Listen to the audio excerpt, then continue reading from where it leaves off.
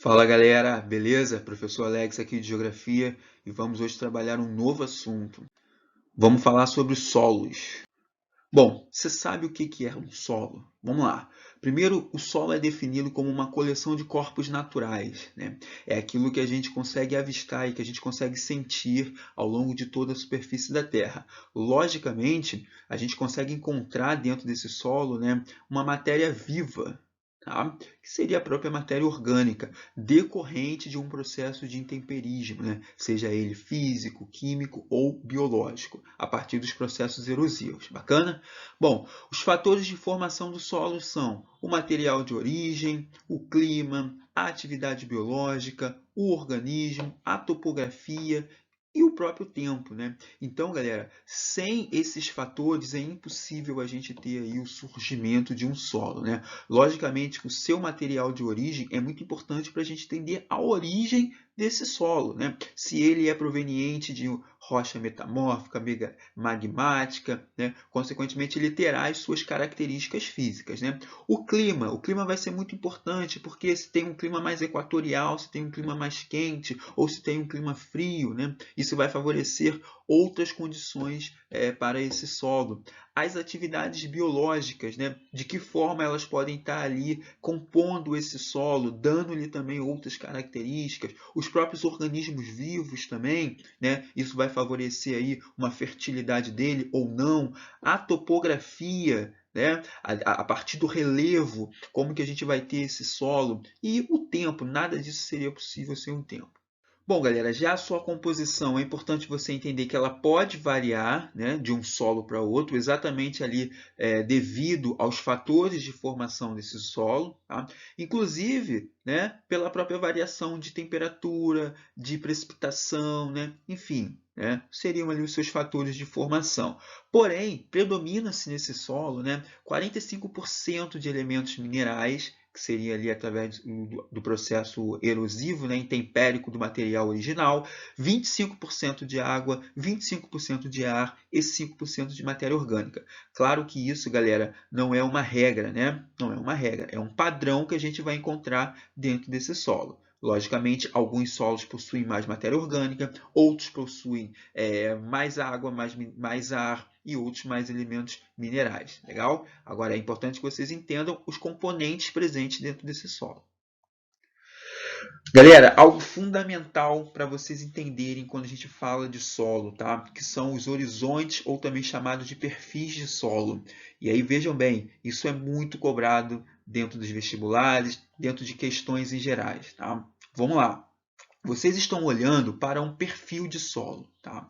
E aí esse perfil de solo ele é classificado em camadas, né? Começando por debaixo, né? Começando embaixo. A gente tem a camada R. Né? Essa camada R é a camada da rocha matriz, né? Ou seja, da rocha onde vai começar a sofrer os processos intempéricos para originar esse solo. Tá? É uma camada também denominada aí de rocha-mãe. E aí, claro, a decomposição dessa rocha varia aí de acordo com os fatores que estão sendo incidindo ou melhor, atuantes nessa rocha, né? Ou seja, climas quentes e úmidos, o processo intempérico ele tende a ser maior. Legal? E aí vamos lá. Depois da camada R, a gente tem acima dela a camada C. Né? A camada C, a gente já começa a verificar aí o intemperismo atuando nessa rocha. Então a gente já consegue ver uma alteração dessa rocha. É o que a gente chama aí de saprólito, tá? Que seria essa granulometria, né, de rocha, essa variação do tamanho do grão um pouco maior, logicamente, né, mas já fragmentado dessa rocha. Né? E aí, claro, consequentemente, a ideia é que continue sofrendo o processo intempérico e cada vez mais essa rocha ela vá se fragmentando em partículas menores. Bacana? Então, depois da camada C, a gente tem a camada B. Legal? A camada B ou o horizonte B, a gente já começa a encontrar aí, né, uma matéria orgânica, a gente já começa a ver um acúmulo de argila proveniente nessa camada B. Legal? É interessante você entender também que dentro dessa camada ocorre um processo de transferência de minerais. tá? Sobretudo por um processo chamado de lixiviação. O que seria a lixiviação, galera? É quando a chuva ela está incidindo na superfície desse solo, infiltra, né? E aí vai carregar todos os nutrientes desse solo para as porções mais baixas do solo. Legal? Que no caso aí estaria partindo ali dos horizontes mais superficiais para os horizontes mais profundos. Tá? Certamente é considerado um tipo de erosão química desse solo. Bacana? Bom, mais acima a gente tem o horizonte A, ou a camada A. Né? Nesse horizonte, também conhecido como horizonte mineralógico, você também vai encontrar o que?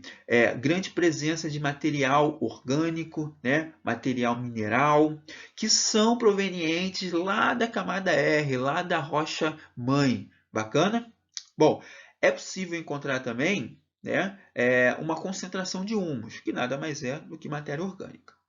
E aí, galera, mais acima a gente tem o horizonte O, ou o horizonte orgânico, né? Ou seja, ele é um horizonte mais superficial, né? É onde o ser humano desenvolve a sua atividade, composto aí de material de origem vegetal, animal, que entram em decomposição. Alguns também gostam de chamar esse horizonte de serrapilheira. Bacana? Então, o que eu preciso que você entenda aqui, galera? As características de cada horizonte, ou melhor, de cada camada do solo. Bacana? Começando pela camada R, camada C, camada B, camada A e a camada mais superficial, que é a camada O.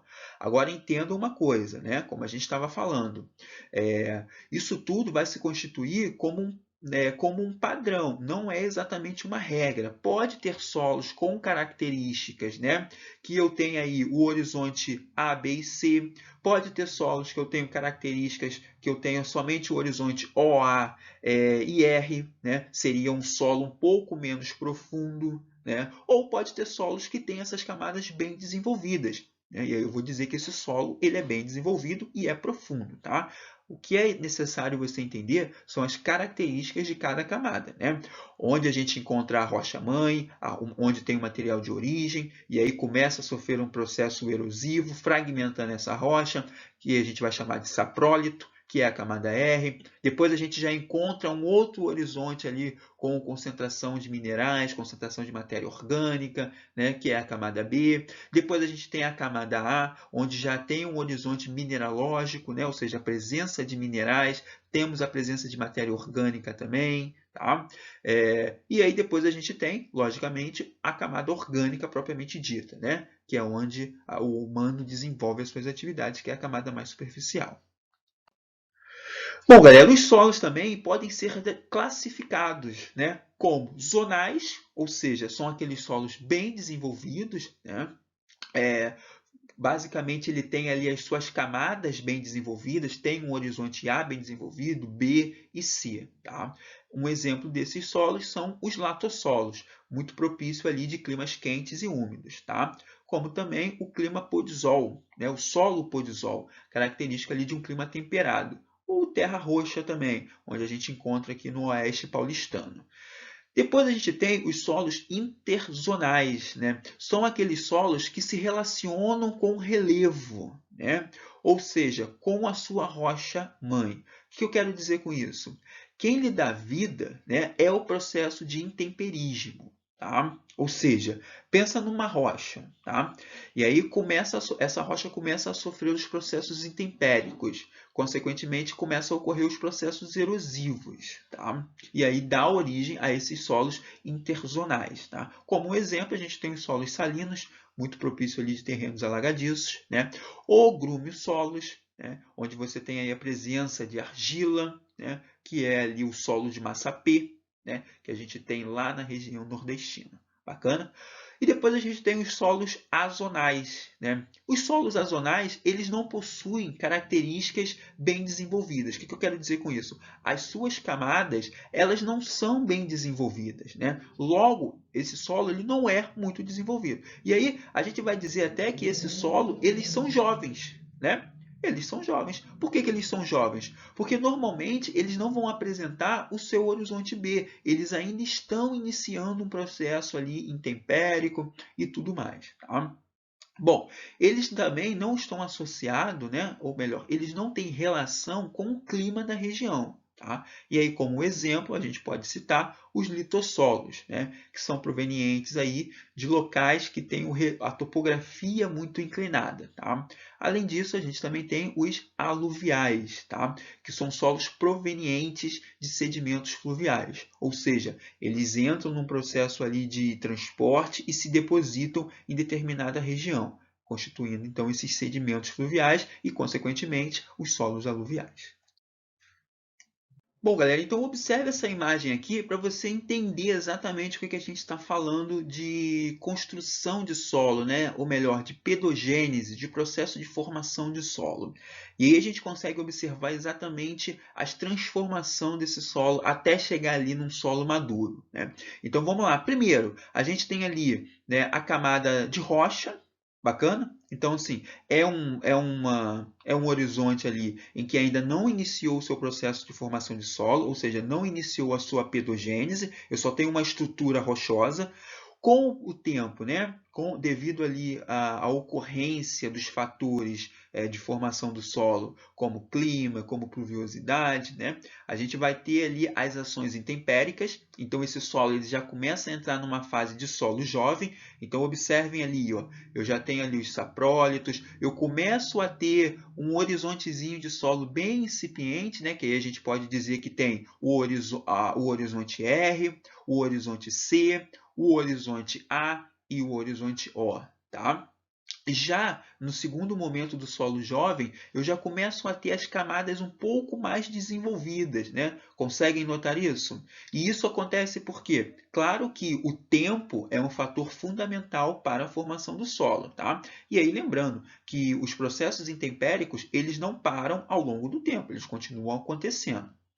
E aí depois a gente chega na última fase desse solo, que seria o solo maduro, né? E aí observe como eu tenho as camadas, né, o horizonte desses solos bem desenvolvidos, tá? Dando possibilidade até a uma vegetação de grande porte. Tá? Então, o que a gente vai chamar de solo azonal seria a primeira fase do solo jovem. O que a gente vai chamar de solo zonal? Seria exatamente ali esse solo mais maduro, né? Com as camadas bem desenvolvidas. Bacana? Só para vocês ilustrar, né, esse processo de formação do solo. Aqui é uma dica, galera. É uma dica, tá? Presta atenção. Quando a gente fala de pedogênese, né, como eu estava mencionando com vocês ali anteriormente, a gente está falando de processo de formação do solo. E aí eu posso ter diferentes tipos de solo, tá? E aí eu coloquei aqui uma dica para vocês lembrarem, né, de qual tipo de solo que está tratando, quando falar, logicamente, desse solo. Então vamos lá. Quando a gente fala de um solo, de um latossolo, né, a gente está falando de um solo zonal, né? Ou seja, estamos falando de um solo que ele é profundo, ou seja, ele tem as suas camadas bem desenvolvidas. Quando a gente fala de um litossolo, né? Ou seja, de um solo azonal, a gente está falando de um solo que tem uma topografia muito inclinada, de repente, né? Ou seja, eles são solos rasos. Por que eles são solos rasos? Porque são solos jovens, né? Eles não têm as suas camadas bem desenvolvidas. Bacana? Quando a gente fala de um solo arenoso, a gente vai falar que esse solo ele tem uma capacidade de infiltração grande. O que eu quero dizer com isso, né? Lembra lá da composição desse solo? Exatamente, né? Grande parte desse solo é composto ali por ar. E aí eu tenho uma porosidade muito grande, o que vai favorecer, né, e que vai aumentar a sua capacidade de infiltração. Quando a gente fala de um solo argiloso, aí a gente já fala de um solo com uma menor capacidade de infiltração, logicamente, e que os seus poros, nesse caso, eles são preenchidos por água, tá? O seu processo de composição. Quando a gente fala de um citossolo, a gente está falando de um solo que ele é impermeável à infiltração, ou seja, os poros eles não existem, né? Ele tem uma textura pegajosa, que é muito parecido com argiloso, mas ele ainda é mais, vamos dizer assim, né? A sua pegajosidade ela é maior ainda, tá bom? Aí quando a gente fala de um solo umífero, a gente está falando de um solo com uma grande concentração de matéria orgânica ou com uma grande concentração de humus. Logicamente que a sua coloração é uma coloração mais escura. Bacana? Quando a gente fala de um solo árido, né, muito característico ali de regiões de clima semiárido, é exatamente por isso, porque esse solo ele é pobre, né? Pobre no sentido de nutrientes. E aí, claro, pode ser por diversos motivos, né? No caso aí do semiárido nordestino, a gente pode dizer que o solo ali ele é pobre porque ele é infértil, né? Devido à falta de pluviosidade, devido à grande concentração de óxidos de ferro, enfim, né? Alguns motivos vão explicar essa aridez no solo. Agora, quando a gente fala de um solo eluvial, a gente está falando de um solo que está sendo formado próximo à sua rocha. Bacana? Quando a gente fala de um solo aluvial, a gente fala de um solo que ele está se formando, ou melhor, que se formou muito distante do seu material de origem, né? Ou seja, através ali de um processo de transporte dos sedimentos, né, foi se acumulando em determinado lugar e aí deu origem a esse solo aluvial. Bacana? Vamos lá. Bom, aqui são alguns solos que eu destaquei para vocês, né? Alguns solos brasileiros, né? E agora entenda o seguinte: os solos brasileiros eles são aí formatados a partir das três estruturas geológicas que a gente tem, que são ali os escudos cristalinos, né? As bacias sedimentares e os terrenos vulcânicos. Legal? E aí vamos lá. Quando a gente fala aí de escudos cristalinos, é interessante você anotar o seguinte, né? Os escudos cristalinos é onde a gente encontra os recursos minerais. Legal? Recursos minerais, ou seja, proveniente aí de mineralogia, né? De recursos minerais esses que podem ser metálicos. Bom, quando a gente fala de bacias sedimentares, galera, a gente está falando de que a gente vai encontrar importantes recursos fósseis, tá? Por que recursos fósseis? Porque se dá por um processo de sedimentação, legal? Sedimentação. Vão sendo depositados ao decorrer dos anos e aí começa a ocorrer um processo de sedimentação. Então, bacias sedimentares a gente encontra combustíveis fósseis, escudos cristalinos, recursos minerais. Bacana? Bom, e aí entenda o seguinte, né? Cada uma desses terrenos vulcânicos, dessas estruturas geológicas permite a formação de determinados minerais, logicamente, né, de determinados solos, tá? E aí a partir dessas estruturas a gente consegue identificar 4 tipos de solos principais no território brasileiro, que é o terra roxa, muito comum na região sul, no oeste de São Paulo, né? No Mato Grosso do Sul, no sul de Minas Gerais e em Goiás também. E aí vamos lá. O terra roxa, de fato, ele lembra ali aquelas condições favoráveis para a produção do café. E é exatamente isso, né? Ele é um solo extremamente fértil, galera, tá? E como que é o seu processo de formação? Se dá pela decomposição de rochas basálticas, né? Que é as rochas magmáticas, que têm origem ali vulcânica. E aí cabe, né, ressaltar que na região sul a gente tem ali o chamado cinturão carbonífero, né? Que é uma região de derramamento basáltico que a gente vai ter ao longo de milhares de anos atrás. Bacana? Depois a gente tem o solo massapê, lá na região do litoral nordestino, né? É um solo também com uma elevada fertilidade. Tem uma coloração um pouco mais escura, né? Justamente aí pelo processo de decomposição de rochas com minerais mais escuros, que é o gneiss, o calcário e o filitos, tá? Depois a gente tem o salmourão, muito comum na região centro-sul do Brasil, tá? É um solo que é constituído a partir da decomposição de rochas graníticas e de alguns gneisses com uma coloração mais clara. Bacana? Depois a gente tem o solo aluvião. E aí lembrando, né, o solo aluvião é aquele solo que ele se forma longe do seu material de origem. A gente vai encontrar isso em diversos pontos do território brasileiro. Tá? Ele vai se dar ali por um processo de acumulação de sedimentos. Bacana? Então vamos lá. Essas são as principais características dos principais solos brasileiros. Bom, e aí vamos falar um pouquinho dos processos erosivos do solo, né? A começar por esse que a gente está vendo aí, né? De cara, a gente já consegue identificar que esse processo que a gente está vendo é uma vossoroca, né? Também conhecido como uma bossoroca. O que seria, galera, uma vossoroca? Vamos lá.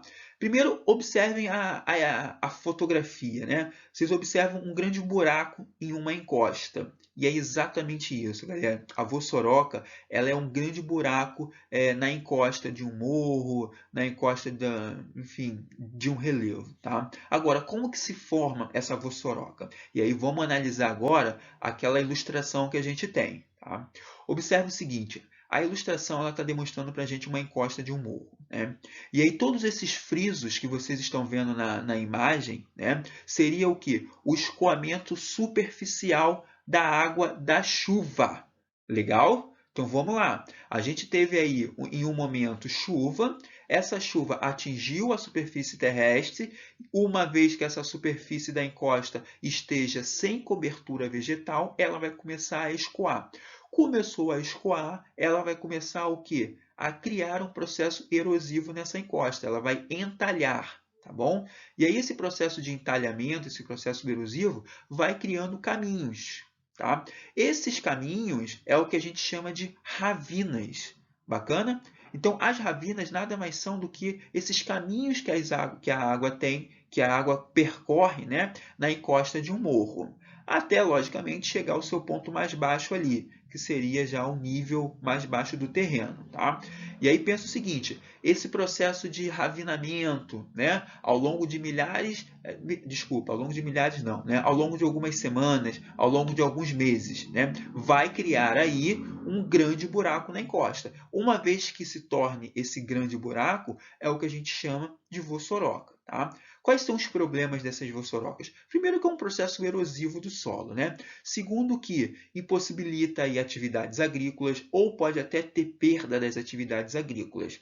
E aí qual é o grande passo, né, para acabar com essas vossorocas ou ao menos recuperar a encosta desse morro? É um processo de reflorestamento, tá? Por que um processo de reflorestamento? Uma vez que você tem a vegetação nesses buracos, vamos dizer assim, você consegue ter um acúmulo de sedimento, ou seja, o sedimento ele é barrado na vegetação. E aí quando a água começa a percolar na encosta, ela não vai erodir. Legal? Consequentemente, esse buracão, né, ele vai voltar a ser uma encosta bonitinha, com vegetação e tudo mais. Tá? Bom, então aqui eu detalhei um pouco, né, escrito o que seria esse processo de erosão. Então vamos lá. Primeiro a gente entende que os processos erosivos do solo eles vão começar com a lixiviação. E aí o que é a lixiviação, galera?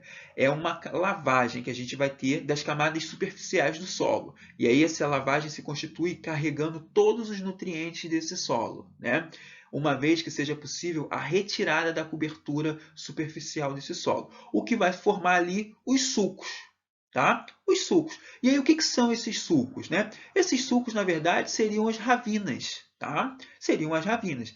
Ravinas ou sulcos que vão se formar pelas ação dos agentes exógenos. O que são os agentes exógenos, galera? São aqueles agentes responsáveis por promover a transformação, a modelagem da superfície terrestre, como, por exemplo, a água da chuva, o vento, a água do rio. Bacana?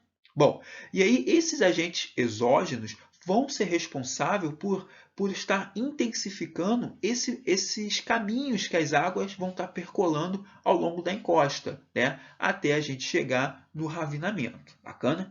E aí a gente chega num estágio mais avançado ainda, né? de erosão da encosta desse morro, que é onde a gente vai constituir as vossorocas.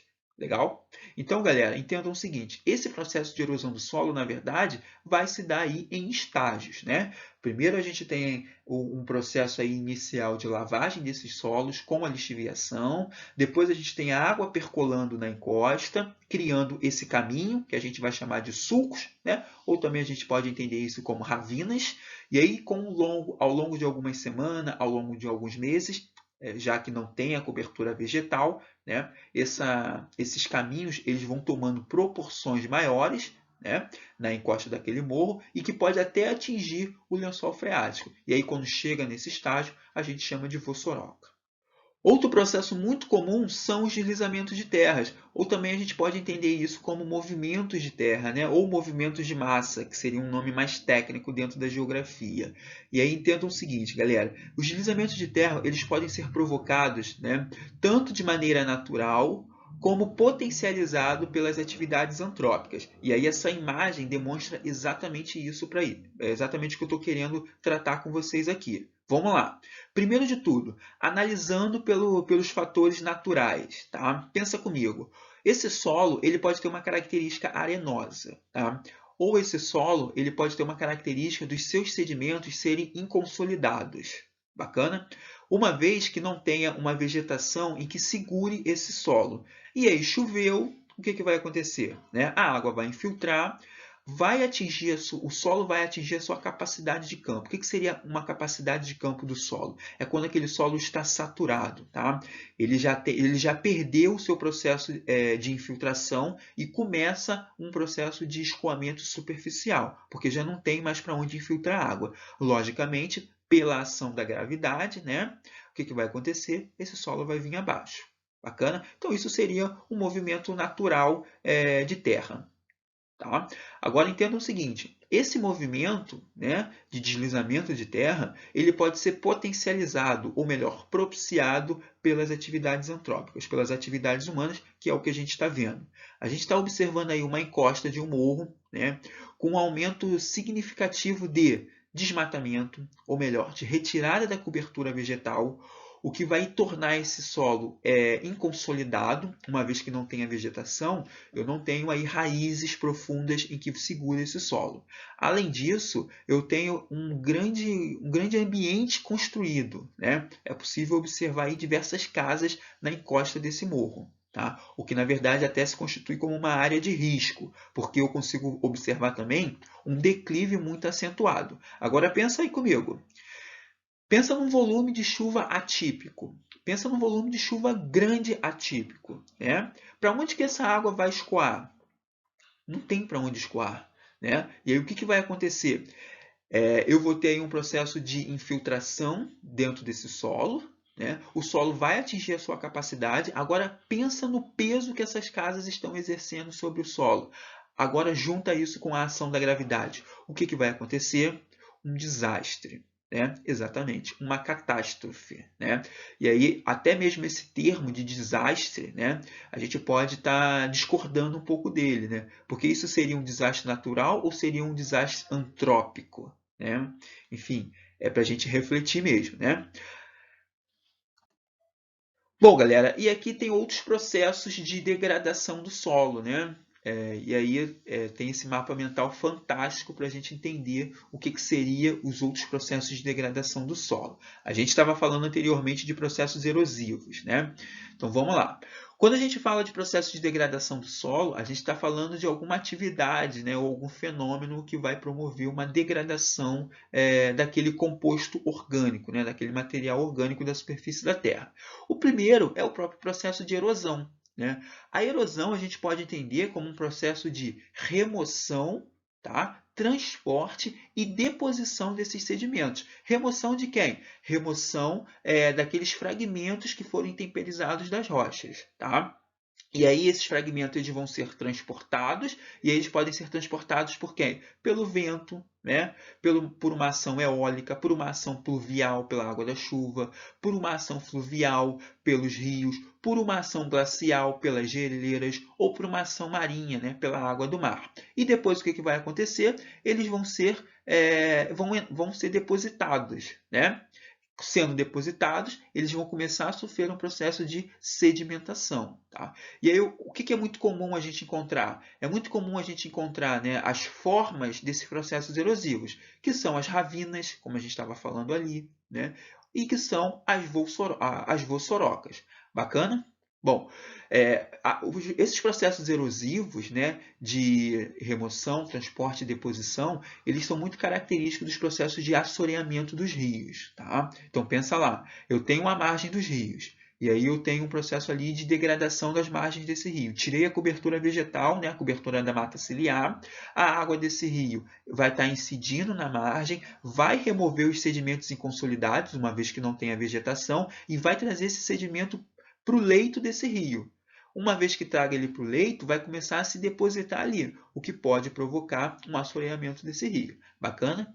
Bom, depois a gente tem o processo de lixiviação. E aí o processo de lixiviação que a gente já comentou aqui também, né? Nada mais é do que um processo de lavagem das camadas superficiais desse solo, né? Então sempre, galera, sempre que vocês ouvirem numa questão, né? Lavagem do solo, carregar os nutrientes, o que pode tornar esse solo infértil, a gente está chamando de lixiviação. Bacana? Tá? Empobrecimento desse solo, tudo isso aí é decorrente do processo de lixiviação. Depois a gente tem a salinização, né? A salinização é um processo em que você verifica o aumento de concentração de sais minerais, tá? Nas camadas mais superficiais desse solo. E aí é muito comum a gente encontrar isso em regiões semiáridas, né? Ou em regiões áridas mesmo, onde você pode ver aí uma alta taxa de evaporação. Bacana? Bom, outro processo é o de laterização, né? O processo de laterização, muitas vezes, ele pode estar associado ao processo de lixiviação. Como isso, professor? Vamos lá. Lembrando que o processo de lixiviação é quando você tem aí a lavagem desse solo. E aí, nesse processo de lavagem, a gente tem aí, indo embora, né, os minerais mais leves. Consequentemente, vai ficar naquele solo os materiais mais pesados, que é o ferro. Tá? Aqui. E aí você sabe, o ferro com a água vai causar o quê?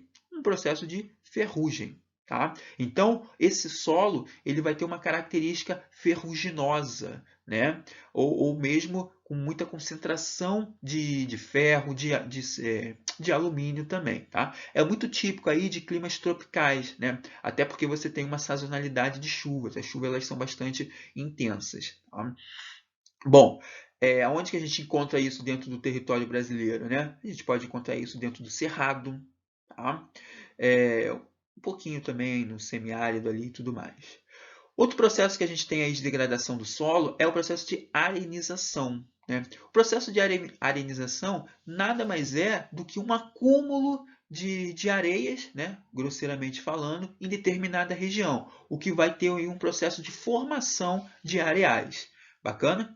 Bom, onde que a gente encontra isso? Em regiões de clima mais úmidos, tá? Agora vejam bem, o processo de arenização ele pode ser tanto de uma maneira natural como antrópica também, tá? Se a gente for pensar de uma maneira natural, ele é decorrente aí do intemperismo do arenito, tá? Ou seja, sofre ali um processo intempérico de fragmentação dessa rocha e aí acaba tendo um acúmulo de areia. Agora, se a gente for pensar aí numa situação antrópica, né, a gente vai entender esse processo de arenização como uma compactação do solo, ou seja, é aquele processo em que o gado exerce no solo, né? Ele não vai pisoteando esse solo, exatamente, né? Isso vai promovendo uma compactação, logo promove ali um acúmulo, um processo de arenização. Assim como também o próprio processo de mecanização desse solo, né? Isso também pode causar a arenização. E depois a gente tem o processo de desertificação. O processo de desertificação ele é muito comum em regiões de semiáridas, né? Onde a gente encontra aí uma baixa pluviosidade, ou seja, uma baixa pluviosidade de maneira natural. A gente também pode entender a desertificação a partir das atividades antrópicas ou também como um processo natural, tá? Vamos lá. Se a gente está falando de uma atividade antrópica, a gente está falando aí de uma forma em que o homem promove um mau manuseio desse solo. Consequentemente, esse solo ele perde todas as suas características férteis, né? O que pode tornar esse solo mais seco. E aí vai criar um ambiente de deserto. Tá? Já se a gente falar de uma ideia é, é, seria natural, né? A gente pode pensar nessas regiões de semiáridas, né? E aí veja, devido a uma dinâmica natural, sei lá, pode ser uma zona de alta pressão, né? Ou pode ser a incidência, né? A barragem aí de uma barreira orográfica de umidade, o que consequentemente do outro lado da encosta, que seria ali a sotavento, a gente encontra um ambiente mais seco, né? Como por exemplo o caso ali do clima semiárido nordestino, né? O sertão nordestino é muito característico isso. Você tem ali o Planalto da Borborema, que seria uma barreira orográfica, barrando todos os ventos úmidos. Logicamente, do outro lado, que seria o sertão nordestino, a gente tem aí uma região mais seca, tá? Consequentemente, os solos têm essas características mais secas. Bom, galera, finalizamos por aqui. Qualquer dúvida vocês me mandem. Um abraço e até a próxima.